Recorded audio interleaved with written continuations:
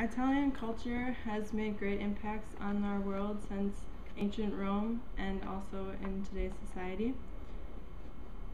After a lot of research and being interested in it since I was young, I will share with you what I found out today. Learning about new cultures can help us see the world in new ways and learn about ourselves. We may not directly interact with Italian culture ever in our lives, but we can learn from its influences. Today I will talk to you about general information about Italy, the differences between the culture in the north and the south of Italy, and the social lives of Italians. According to CIA World Factbook, Italy became a nation state in 1861. It is made up of 116,000 square miles. It's a peninsula that also includes islands that are further into the Mediterranean Sea. The northern part is surrounded by the Alps, and the south is very hilly and mountainous as well. The climate there includes hot summers and warm winters that include rainfall.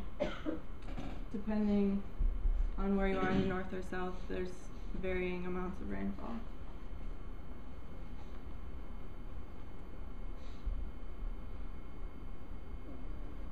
There's about 59 million people in Italy, and 68% of them live in urban areas. The capital is Rome. The people there, most of them are adults to elderly. Women are expected to live to age 85 and men are expected to live to age 79. Most people are Roman Catholic, but they don't always go to church and they can worship at home more often. People speak Italian and French. This is a cathedral near the Vatican City, which is also in Italy, and that's Rome, the capital. Rome is a median between the north and the south. The north is more of an urban area, and the south is more rural and mountainous, so there's less people around. According to the World Mark Encyclopedia of Culture and Daily Life, the north has higher living standards, and they are more prosperous, agricultural, and European. You might recognize cities in the north like Milan, Venice, or Florence. Big industries in Milan include fashion and tourism. People in the north are very busy. They like to schedule things. They're punctual, reliable, organized, and they want economic success. They usually have 1 to 2 children in a family, and they live in apartments or vacation homes on holidays.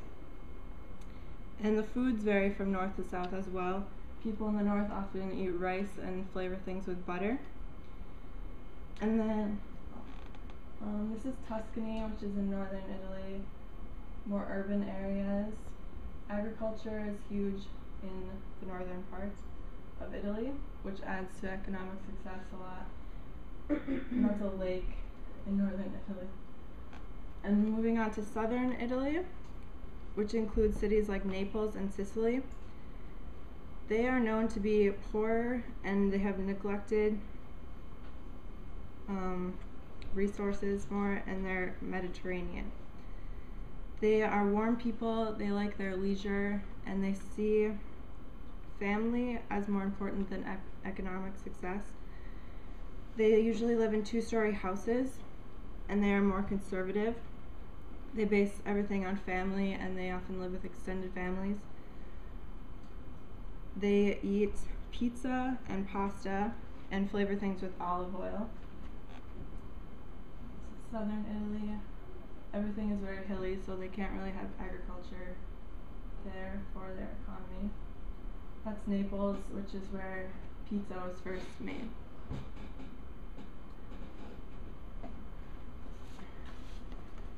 No matter where you are in Italy, whether you're in the north or the south, family is very important. According to the Encyclopedia of World Cultures, loyalty to family is a great value in Italy.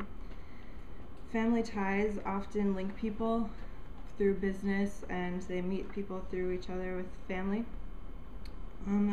When parents are raising children, their goal is that they will have their kids in a good marriage when they're older, so they raise them to be that way. And people marry often in their class or location, and women usually marry by age 26 and men by 29.